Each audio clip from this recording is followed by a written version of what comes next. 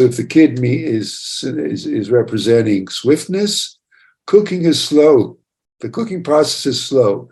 So do not use restraint. Do not slow down the swiftness, the kid, when that is necessary.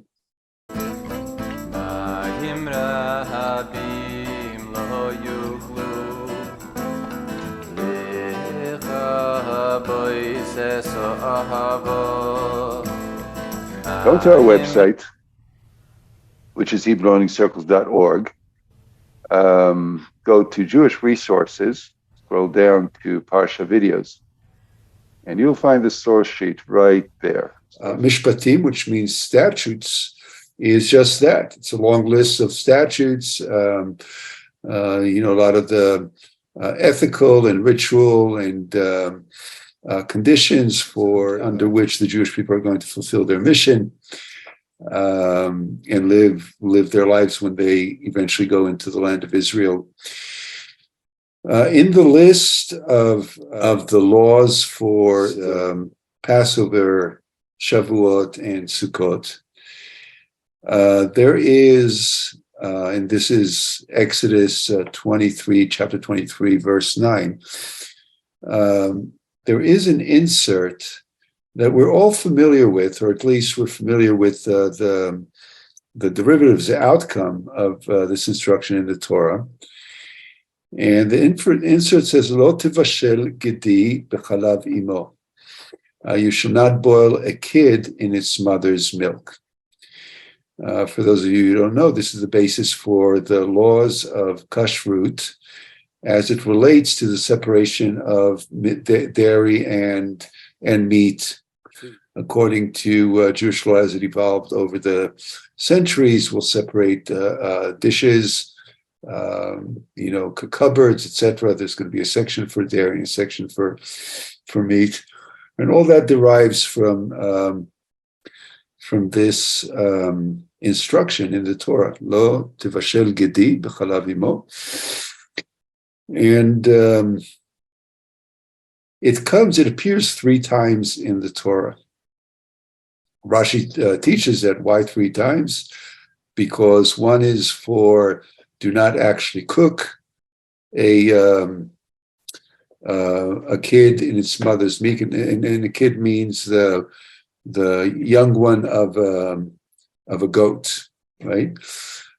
He also teaches that does apply though to all kosher mammal animals. But why 3 times? He says one is because we don't do it, we don't cook it.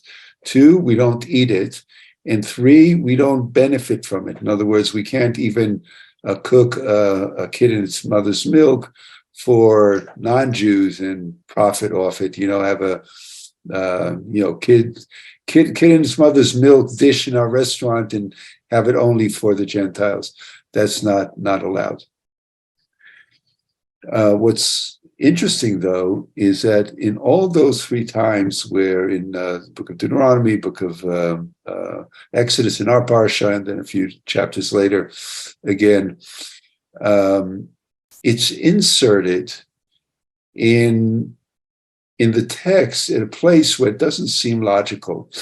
And this was going to bring us here to the Ishbitzer's commentary on it. Let's see where we go with that.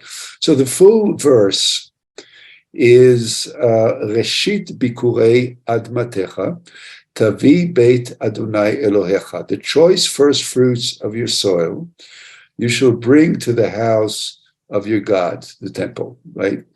And then it continues, you shall not boil a kid in its mother's milk.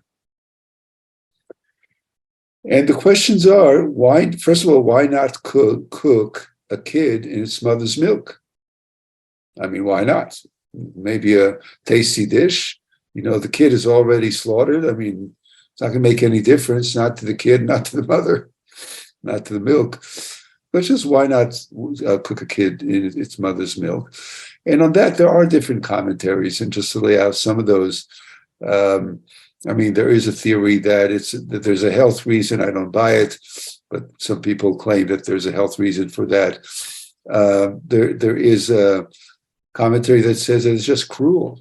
It's adding insult to injury, and the Torah is teaching us not to be cruel, to be mindful of, if we are going to eat flesh, at least do it in a way that's honoring to the process and to the pain that inflicts both on the animal that is being slaughtered, the kid in this case, and then also to the mother who's would be bereft of her kid. And there's another commentary that says that this was a common practice in those days among the heathens or the pagans. And this was part of a general approach of the Torah to have the people of Israel not take on practices of the peoples around them. And so this is one of the forbidden practices. So it was like a specific custom that was common, and for us, as the people of Israel, it was forbidden. The other question is, why is this kitchen regulation? Think about the category here. I mean, it's basically, a kitchen regulation randomly inserted amongst the details of a list of mitzvot related to the observance of the three festivals. And this is exactly where it is. It tells us about Passover, about Shavuot, about, the first part of the sentence is bringing the first fruits. That's part of the observance of Shavuot and Sukkot, etc. Why is this instruction about cooking a kid in his mother's milk inserted? Seems to be thematically unrelated. Why is it mentioned specifically after the mitzvah of bringing the first fruit to the temple? Is there a connection? Is there some kind of meaning that it's mentioned right after bringing the first fruits? Obviously, I'm already hinting at where the Ishbitzer is going to go. Does this strange placing of the kid in his mother's milk mitzvah hint at a deeper wisdom? And the answer to that. That is exactly what we're can expect from the Ishbitzer, and here we go. So he starts by quoting the verse. Mitzvah zo mora al midat metinut. This mitzvah of the bringing the first fruits is points to the quality, the energetic or behavior quality of restraint.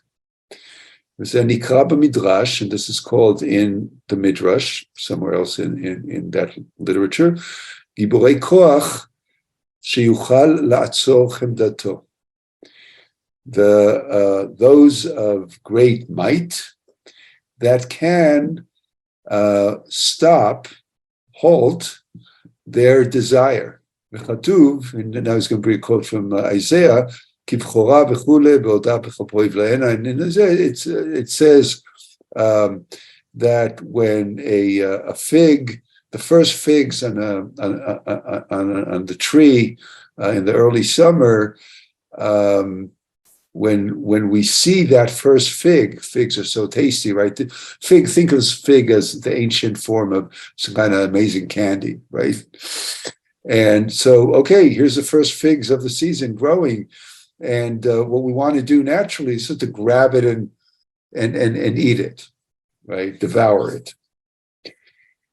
So those who have the might have the power to stop that lust, right? That kind of urge to swallow the first fig or anything that we desire or lust for. וציוותה התורה להיות מתון ולא לאוכלה, רק לא ליכה לכהן. So what is the essence of the first mitzvah, bringing the first fruits?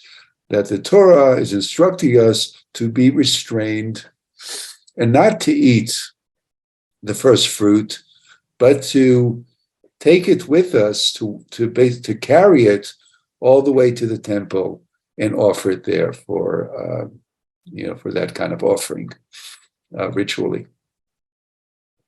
So we see here the practice of restraint. In other words, the mitzvah, the details of the mitzvah is that we don't eat the first fruits, we gather them, we take them to the temple. But the inner work of that mitzvah is to teach us and to practice a restraint and a self-regulation and self-control. Lo tevashel gli b'chalav imo, but the instruction to not cook a kid in his mother's milk, zeo moreh lehefech. It points to the opposite quality, al midat mehirut, on the trait of swiftness, of quick response. The word strike force comes to mind, right? Like you strike back, you follow the impulse, quick and powerful. Now, it's not intuitive, so he's going to explain in a moment why. What does this have to do? This whole business of not cooking the kid's mother's milk, what does that have to do with swiftness?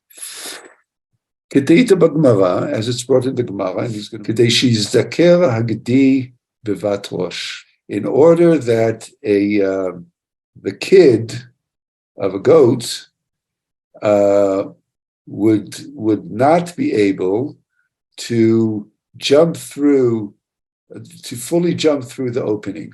So the Gemara is discussing what's okay and what's not okay in terms of the distances between the boards when you build a sukkah. How close should the boards be?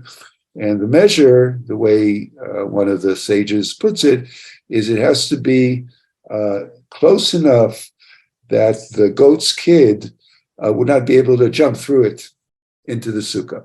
That makes a kosher sukkah. And the point here is that the goat, or the kid of the goat, if you have been to a farm, the petting zoo, or maybe watch videos, if you're not somebody who lives in the country, the kid is a very quick and speedy kind of animal. It jumps and it's very responds quickly, and it moves fast, and they jump around, and that energy of swiftness and speed, right? That is the point. ואמר הכתוב, כי במקום שצריך להיות זריז, לא תהיה מתון. So the text here, the Torah here is teaching us that in a place where one needs to be quick, needs to be swift, do not be restrained. And interesting. So he's showing us that the second part of the sentence about the kids cooking the kids' mother's milk comes to balance out the first part, the first mitzvah, which is about restraint. And that's why it says, do not cook, specifically cook, meaning do not impede the swiftness of the goat. So if the kid is representing swiftness, cooking is slow. The cooking process is slow. So do not use restraint. Do not slow down the swiftness, the kid, when that is necessary. V'chalav moreh al metinut. And milk hints to restraint. Ki midat metinut nikra tadir. And he's going to explain why. Because the quality of restraint is also referred to as consistency. Ki tamid tov litnei kacha, because it's mostly, most of the time, it is, as a rule of thumb, let me say, that is the way to conduct oneself with restraint. So what he's saying here is milk, the way I understand it, is something that comes consistently, right? Milk is not a flash flood. It's consistent. It's there for the kid. It's, the breast is always creating it and comes out in a trickle, right? There's this restraint, this slowness, this steadiness, right? That's what consistency means here. That's the milk. And the consistency shows that most of the time it's good to have that measure, that restrained measure. אך לפעמים צריך האדם למידת מהירות. But sometimes a person needs the trait of lightning response, of swiftness. כמבואר בפסוק, סוס מוכן ליום המלחמה. As it is clarified or illustrated in the verse, this is a verse from Hosea, a war horse is always ready for the time of war. ואז המידה הזאת משובחת מאוד.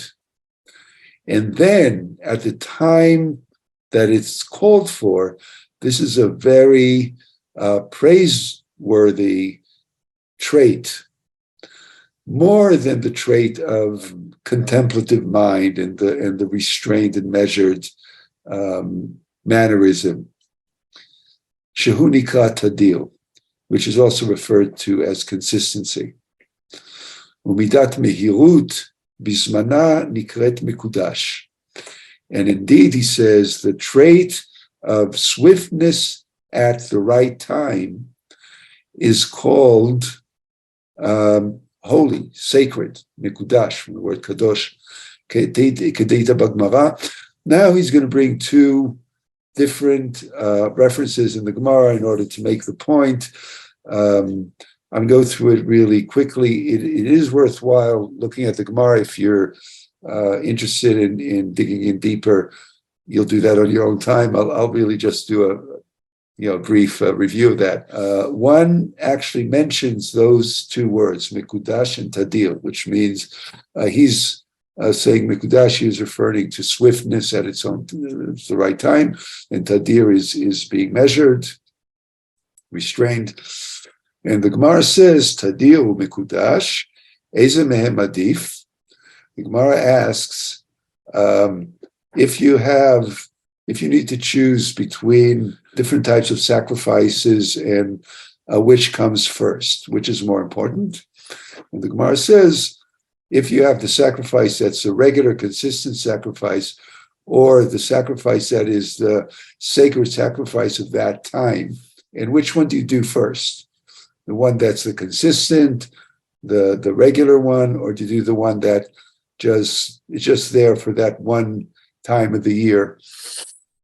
Ezem Madif, and the Gemara says actually that the measured one, you first do the regular, then you do the special one, and then he brings another Gemara that says the opposite in a different place.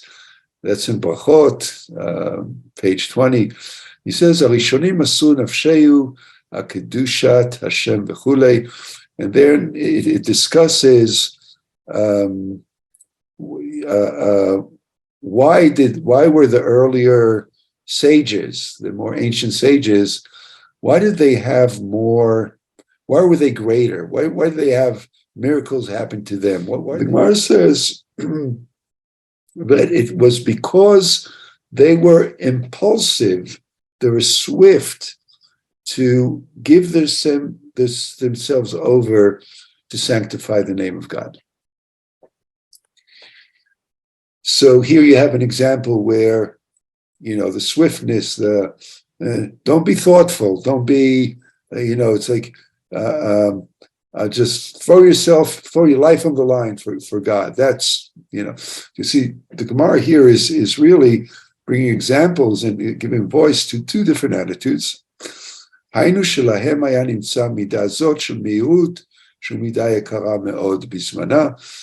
that For those sages, this trait of quick reaction, swiftness, which is a very precious trait when exercised at the right time.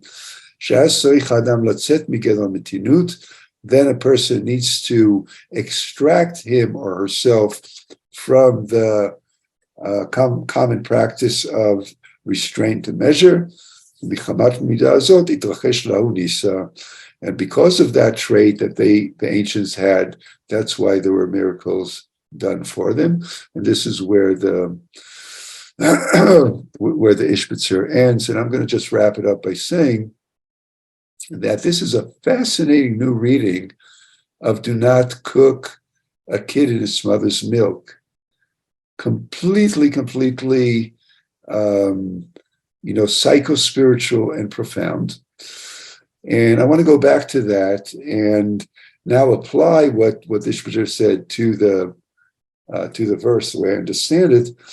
And he says, do not cook, meaning do not slow down. Cooking is a slow process. The kid, which represents swift reaction with its mother's milk, with the restraint and consistency and slowness of the flow of the mother's milk. Right? So it's a highlighting of the necessity to be able to react swiftly and forcefully when that is called for, and obviously know when it's right and when it's wrong. So what are times in your life, in our lives, when we're called to react that way? What are times when we're called to react, not called to react swiftly, and we do, and that may be grave error and creating trouble for ourselves and others. What are the times in our lives when restraint and slowness and mindfulness is actually what's called for, and stepping back and pausing, right? So that is the kind of tension that the commentary is dealing with, and I just think it's fascinating on two levels. One, reading the psycho-spiritual depth of a verse that is really the foundation for kashrut. And two, may we really, and I think especially for us Jews, I'm reminded of how often we think of ourselves, Jewish men in particular, do not have a history of violence, of reactivity, more of there's at least a 2,000-year history of appeasing and making do and approaching things thoughtfully and carefully, and perhaps there are times, sometimes it is right to assertively say no and say it quickly, right?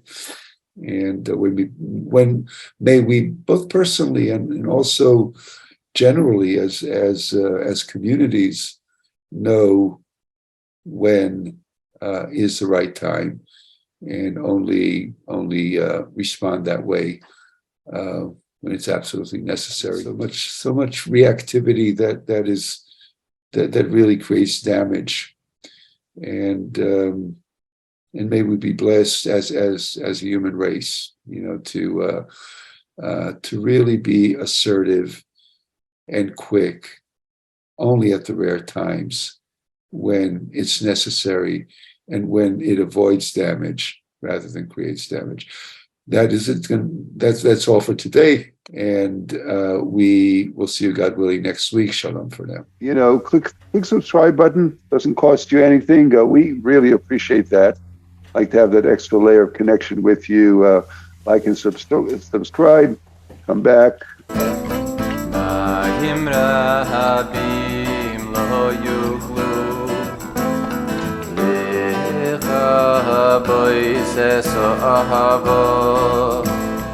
Ayim rabim lo yuchlu